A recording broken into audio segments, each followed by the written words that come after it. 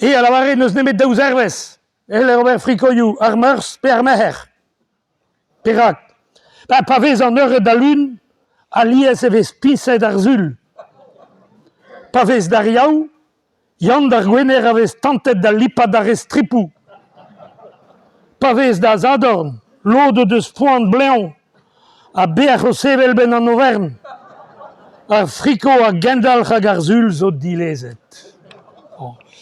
A zo ken e lavaro, a listar da roer dan nolgeren, a rabad rei koan dan dechou euret, a blamour mateu kalz a zizursiou da eul landraze. Setu oa kezroat. Rei koan evit ur friko. A rabad mondeker, e porz brest, spuntus. Hag e lavaro, chomom me bro o chavel, chomom me breizizel, ya, chomom zo ken pa ve posup, en ur parez biniget, chomom da labareuat an douar, a zo trempet gant c'hwezen an tat. A mondeker, a zo falatra a hel in gaout gant an dut. Nous on mui, ne ouzo an mui peseur blaz o deus alies fresk, a c'hampouez gwiniz dun hag a c'hik a farz.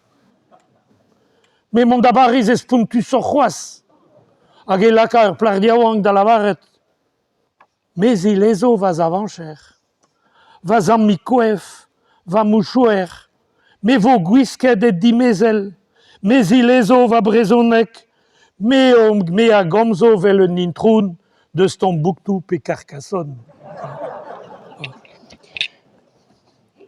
E perag e yan dut, a perag, pe gwir, are zo labourat, zo domestiket, me velien, ne vezon ket paido alach, dreistol pa vez niverus ar vigale, diesterioù da gaout douarou, hag ele, afer, a liziri ferm, veze e gortozet,